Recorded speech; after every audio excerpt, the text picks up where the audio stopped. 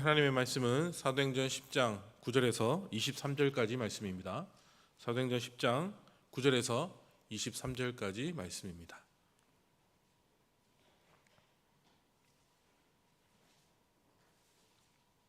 사도행전 10장 9절부터 23절까지 말씀을 한 목소리로 같이 읽도록 하겠습니다. 이튿날 그들이 길을 가다가 그 성에 가까이 갔을 때에 베드로가 기도하려고 지붕에 올라가니 그 시각은 제6시더라. 그가 시장하여 먹고자 하매 사람들이 준비할 때에 황홀한 중에 하늘이 열리며 한 그릇이 내려오는 것을 보니 큰 보자기 같고 네기를 메어 땅에 들이웠더라. 그 안에는 땅에 있는 각종 네발 가진 짐승과 기는 것과 공중에 나는 것들이 있더라. 또 소리가 있으되 베드로야 일어나 잡아먹으라 하거늘 베드로가 이르되 주여 그럴 수 없나이다. 속되고 깨끗하지 아니한 것을 내가 결코 먹지 아니하였나이다 한데 또 두 번째 소리가 있으되 하나님께서 깨끗하게 하신 것을 내가 속되다 하지 말라 하더라. 이런 일이 3번 있은 후 그 그릇이 곧 하늘로 올려져 가니라. 베드로가 본 바 환상이 무슨 뜻인지 속으로 의아해 하더니 마침 고넬료가 보낸 사람들이 시몬의 집을 찾아 문 밖에 서서 불러 묻되 베드로라 하는 시몬이 여기 유숙하느냐 하거늘 베드로가 그 환상에 대하여 생각할 때에 성령께서 그에게 말씀하시되 두 사람이 너를 찾으니 일어나 내려가 의심하지 말고 함께 가라. 내가 그들을 보내었으니라 하시니 베드로가 내려가 그 사람들을 보고 이르되 내가 곧 너희가 찾는 사람인데 너희가 무슨 일로 왔느냐. 그들이 대답하되 백부장 고넬료는 의인이요 하나님을 경외하는 사람이라. 유대 온 족속이 칭찬하더니 그가 거룩한 천사의 지시를 받아 당신을 그 집으로 청하여 말을 들으려 하느니라 한데 베드로가 불러들여 유숙하게 하니라. 아멘. 지난주에는 로마 백부장 고넬료의 기도에 응답하시는 하나님을 나누었습니다. 고넬료가 기도할 때에 하나님께서 그를 위하여 베드로를 예비하셨습니다. 고넬료에게 욥바에 있는 베드로를 찾아가서 그를 자신의 집으로 초청하라라고 말씀하신 것입니다. 고넬료는 이 천사가 전한 말씀에 따라 사람들을 베드로가 있는 욥바로 보내게 됩니다. 오늘 본문은 지난주에 고넬료의 응답이 되었던 베드로의 상황을 전하고 있는 말씀입니다. 베드로 역시 하나님께 기도하였고 또 그 기도의 응답을 받았습니다. 베드로는 자신에게 주어진 그 응답으로 인하여 이방 민족을 향한 땅끝을 향한 하나님의 뜻을 다시 한번 확인하게 됩니다. 말씀을 나누는 동안 우리도 베드로처럼 하나님의 귀하신 뜻을 깨달을 수 있는 놀라운 시간이 될 수 있기를 주님의 이름으로 기도합니다. 먼저 오늘 본문은 이렇게 시작하고 있습니다. 우리 9절 말씀입니다. 이튿날 그들이 길을 가다가 그 성에서 가까이 갔을 때에 베드로가 기도하려고 지붕에 올라가니 그 시각은 제6시더라. 이 고넬료가 보낸 사람들이 베드로가 있는 욥바 근처에 다다르게 되었습니다. 그런데 그 시점에 베드로는 기도를 하려고 지붕으로 올라갔습니다. 그 시각은 제6시였다라고 말씀하고 있는 것이죠. 이 본문의 6시는 오늘날 낮 12시에 해당되는 시간입니다. 지난주에 유대인들의 관습은 오전 9시, 오후 3시 이렇게 두 차례 기도하는 것이다 라고 말씀을 드렸습니다. 그래서 고넬료도 유대 관습에 따라 제9시 즉 오후 3시경에 기도했었습니다. 그런데 베드로는 유대 관습과는 상관없는 시간에 기도하기 위해 지붕으로 오늘 올라가고 있다라는 것을 말씀하고 있는 것이죠. 아무래도 베드로는 기도에 관하여서는 유대 관습에 얽매이지 않았던 것으로 보여집니다. 언제라도 무슨 일이든지 주님의 응답이 필요할 때면 전통에 구애받지 않고 하나님께 기도를 올렸던 것으로 생각되어집니다. 그런데 그렇게 베드로가 기도하던 중에 베드로는 시장함을, 배고픔을 느끼게 됩니다. 우리 본문 10절과 11절 말씀을 함께 읽어보겠습니다. 그가 시장하여 먹고자 하매 사람들이 준비할 때에 황홀한 중에 하늘이 열리며 한 그릇이 내려오는 것을 보니 큰 보자기 같고 네기를 메어 땅에 들이웠더라. 베드로는 배가 고픈 중에 그 상태로 황홀경에 빠졌다라고 본문하고 있습니다. 환상을 보게 되었다라는 것이죠. 이 개역 한글에서는 이 부분을 비몽사몽이다라고 번역하고 있습니다. 이 비몽사몽이라는 뜻은 꿈인지 생시인지 분간이 안 돼 있는 상태를 의미하는 것이죠. 꿈과 같은 환상으로 빠지게 되었다라는 것을 말씀하고 있습니다. 그 환상은 하늘에서 큰 보자기 같은 한 그릇이 내려오는 것이었습니다. 그 그릇에 담긴 내용물이 본문 12절에 나와 있습니다. 우리 12절 말씀도 함께 읽어보겠습니다. 그 안에는 땅에 있는 각종 네 발 가진 짐승과 기는 것과 공중에 나는 것들이 있더라. 베드로는 그 그릇에 담긴 내용물을 확인하고 상당히 놀라고 불쾌했을 것입니다. 왜냐하면 그 그릇에 담긴 짐승들은 모두 유대인들이 전통적으로 부정하다라고 여기는 것이었기 때문입니다. 이에 대해서는 레위기 11장에 잘 기록되어져 있습니다.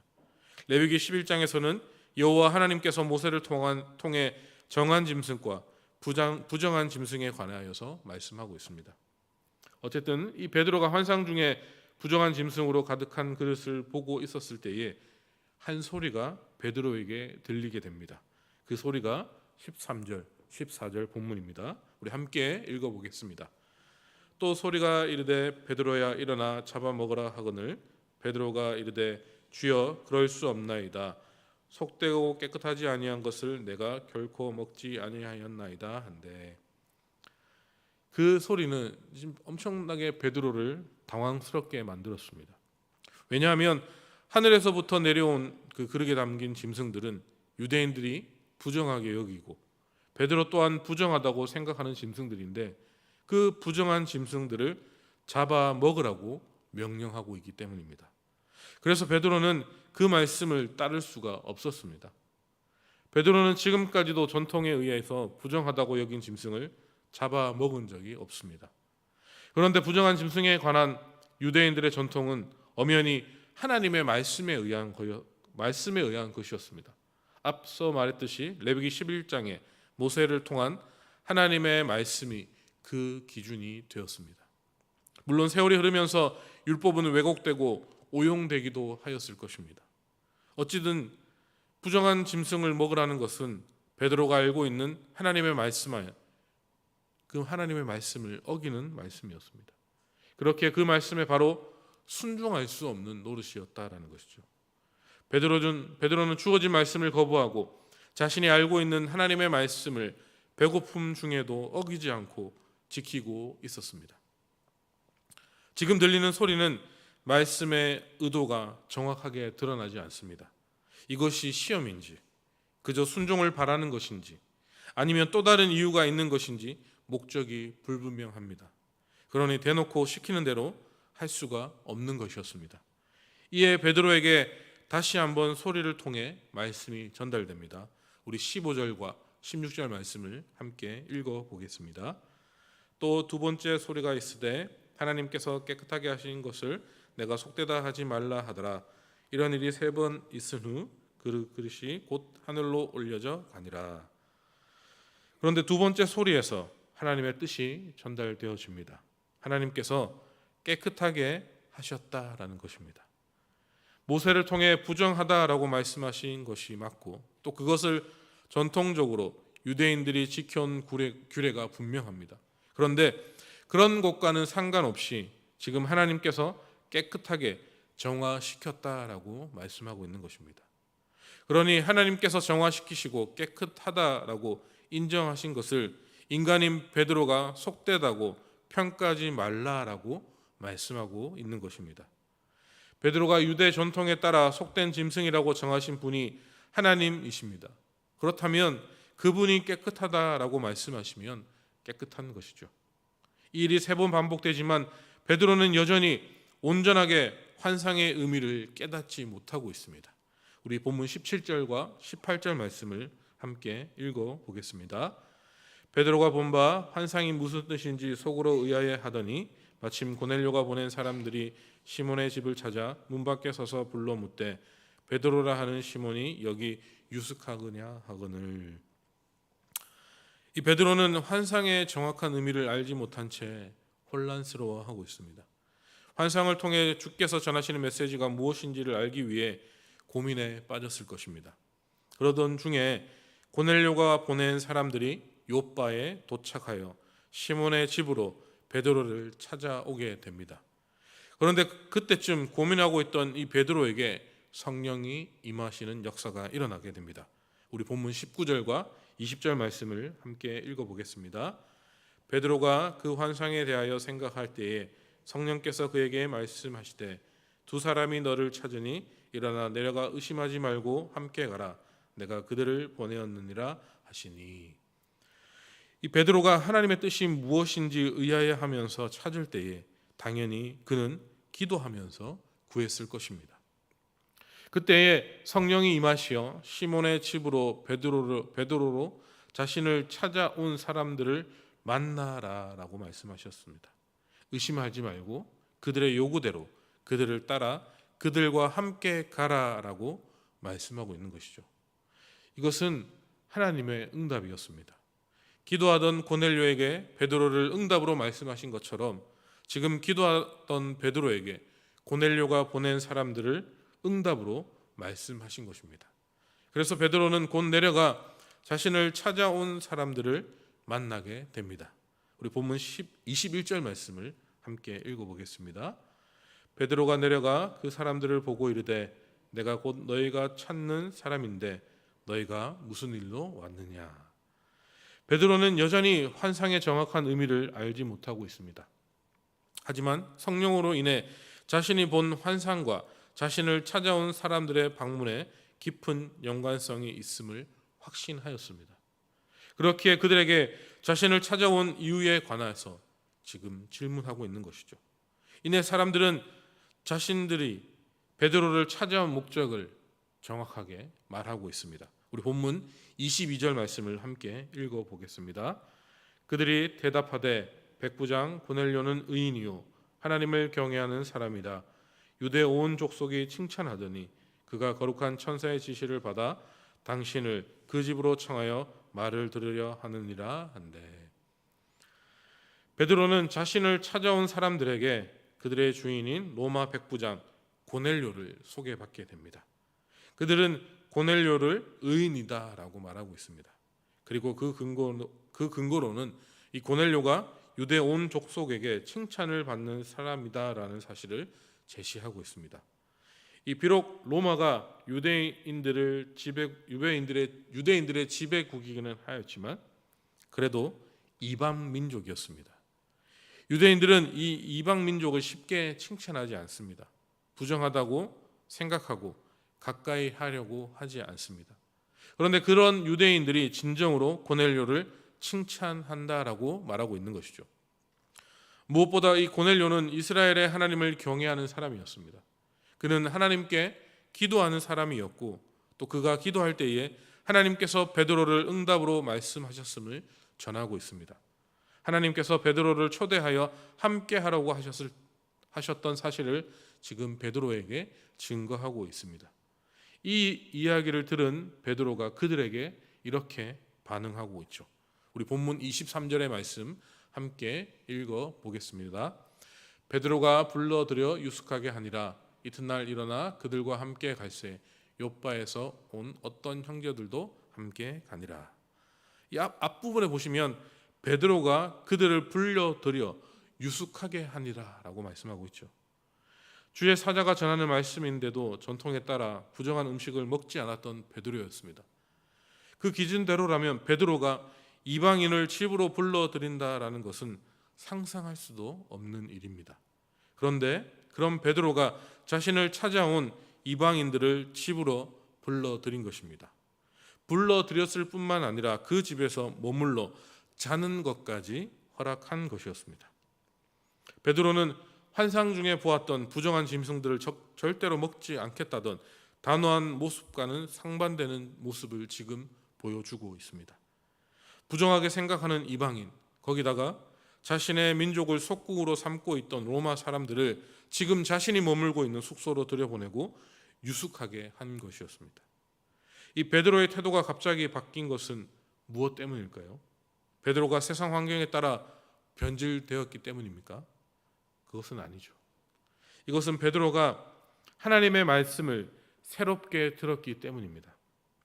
그는 하나님의 말씀에 의한 전통에 따라 부정한 것과 부정하지 않는 것을 그 기준을 분명하게 삼고 있었습니다. 그런데 환상을 통하여서 하나님이 깨끗하다고 하신 것은 부정한 것이 아니라라는 그 말씀을 들은 것입니다. 이 말씀은 하나님의 절대 주권 앞에 결코 모순된 말씀이 아니다라는 것이죠. 창조주이신 하나님이시기에 부정한 것과 정한 것의 기준은 언제라도 하나님의 뜻으로 조정될 수 있기 때문이다라는 것이었습니다. 거기다가 환상의 의미를 알기 위해 기도했는데 그 기도의 응답으로 이방인을 만나라고 말씀하신 것입니다. 이 정도면 정확하게는 아니더라도 어렴풋이 주님께서 전달하시려는 뜻이 무엇인지 짐작할 수가 있습니다. 그렇게 베드로는 자신이 가지고 있던 고정관념, 전통적인 생각, 신앙적 신념을 포기한 것이었습니다.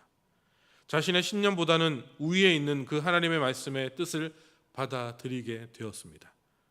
하나님의 뜻에 따라 나의 생각을 과감하게 바꾸었다라는 말씀인 것이죠. 지금까지 이방인은 부정하다라고 믿었고 그들과 가능한 연관된 일을 만들지 않으려고 하였지만 주님께서 만나라고 하셨기 때문에 부정한 것도 깨끗하다라고 하실 수 있는 주님께서 지금 만나라고 하셨기 때문에 자신을 찾아온 이방인을 꺼리낌 없이 만나고 유숙하게 하였다라는 것입니다. 오늘 본문의 내용은 여기까지인데 이후에 베드로는 자신이 보았던 환상의 의미를 정확하게 깨닫게 되고 또 그 깨달음으로 이방인을 향한 복음의 전파가 본격적으로 시작될 때에 그 베드로는 아주 중요한 역할을 감당하게 됩니다. 오늘 말씀의 핵심은 하나님 뜻 앞에서 베드로는 자신의 신념을 과감하게 포기했다라는 것입니다. 부정한 음식이고 부정한 이방인이었지만 하나님께서 깨끗하다라고 말씀하셨다면 먹을 수 있는 것이고 또 하나님께서 깨끗하다라고 인정하신다면 이방인일지언정 만날 수 있고 또 함께 유숙할 수 있다라는 것을 말씀하고 있는 것이죠. 내가 알고 있고 믿고 있던 신념, 지식, 전통보다도 지금 새로이 드러난 하나님의 뜻이 무엇보다 우선이 되어야 한다라는 것입니다. 나이가 들수록 내가 가진 생각을 바꾼다는 것이 쉽지 않은 것 같습니다. 그리고 책임지는 것이 많은 자리에 있을수록 전통을 깨고 새로운 것을 받아들이기가 어려워지는 것 같습니다. 하지만 그럼에도 이 신앙인들은, 그리스도인들은 날마다 새로운 말씀 앞에 겸손히 무릎 꿇을 수 있어야 하는 것이죠. 이것이 바른 신앙인의 모습이어야 하는 것입니다. 이것이 바로 하나님께서 우리에게 원하시는 모습이다라는 것이죠. 새로운 말씀이라는 것은 하나님의 말씀이 날마다 바뀐다라는 말이 아닙니다. 같은 말씀이라도 어제와는 다르게 주시는 새로운 깨달음을 의미하는 것입니다. 매일매일 말씀과 함께 할 때 성도는 더 깊은 영성으로 주님의 말씀을 묵상하게 될 수 있을 것입니다. 그렇기에 날마다 자라가는 믿음으로 어제 깨달지 못했던 깨달음으로 오늘 깨닫게 되고 오늘 듣지 못한 하나님의 음성을 내일 듣게 되는 것입니다. 이렇게 하루하루 성장하는 것이 성도의 모습이고 말씀 앞에 선 우리들의 모습이 되어야 하는 것이죠. 이것이 하나님이 우리에게 원하시는 모습이 아닐까 생각되어집니다. 사랑하는 운하교회 성도 여러분, 결코 하나님의 말씀을 모두 이해한다고 하나님의 뜻을 모두 알고 있다라고 착각하고 자만해서는 안 되는 것입니다. 여전히 부족한 나를 인정하고 계속해서 말씀을 통해 배워야 하는 나를 인정해야 하는 것이죠. 겸손하게 말씀 앞에 무릎 꿇고 주님의 말씀에 귀를 기울여야 합니다. 그렇게 할 때에 주님은 우리에게 크고 놀라운 비밀한 것들을 알게 하실 것입니다. 오늘도 최우선으로 되시는 주님의 말씀을 따라 내일도 먼저이신 주님의 뜻을 따라 주님의 나라와 주님의 영광을 위해 나아가는 우리가 될 수 있기를 간절히 소망합니다. 이것이 하나님께서 우리에게 원하시는 모습이 아닐까 생각되어집니다. 그리스도인 성도들의 모습은 이러한 모습으로 하나님의 말씀을 받아들이고 그 살아계신 하나님의 말씀의 뜻을 따라 날마다 주어지시는 그 하나님의 은혜를 경험하고 그 말씀을 붙잡고 그 말씀 때문에 승리하는 삶을 살아갈 수 있는 운하교회 모든 성도님들이 될 수 있기를 주님의 이름으로 간절히 소망합니다. 아멘. 제가 한번 기도하겠습니다.